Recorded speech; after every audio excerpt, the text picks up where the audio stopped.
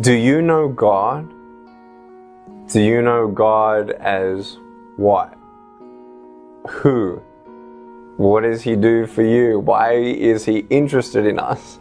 Why would He ever have the time of day to listen to my prayer? Who am I compared to God, the creator of the universe, the Alpha and Omega? It's a big thought. For me, God is everything. For me, there were many times in my life where I did not have peace in my life, and seeking the answers to many questions, and of course being born without limbs, I asked God, why did this happen? You know, we always talk to God more on a bad day. We ask God for things, we thank God for things, but do you get to know Him? Do you talk to Him apart from just asking Him for things? Because if I had a friend and I just called Him up when I needed Him, it's not really a friendship. Do you know that He is excited to hear from you? Do you know that you were on His mind before the earth began and He formed you in your mother's womb?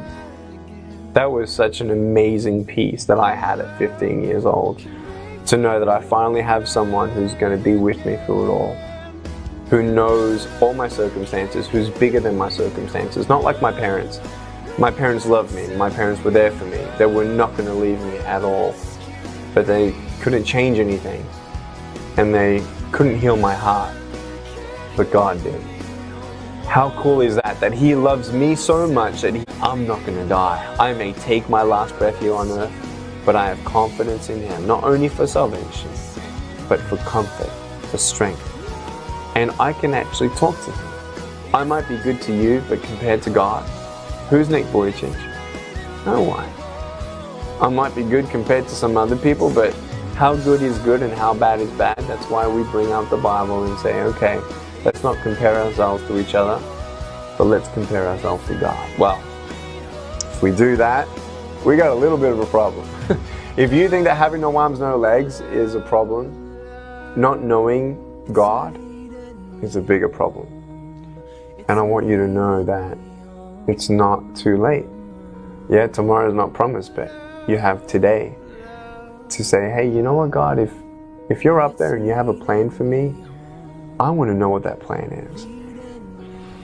And the beautiful thing about knowing God is knowing what He said. Knowing what He says about how much He loves me, about how He'll never leave me, about no matter how many times I fail, He still loves me, and I'm under construction every day. And Nick fails God. But God's grace is sufficient as long as I hunger and strive to know Him more. And it's not this to-do thing, it's a love thing. I love God, and God loves me.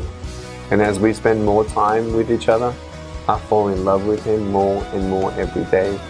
The most exciting thing that I can ever do today is to know something more about God's love for me and my family. He can give you faith to believe this. If you ask Him for faith, He will actually give you faith. Faith is not a gift that's earned. Faith is a gift that's given. He loves you so much. And more than anything today, I want you to know God.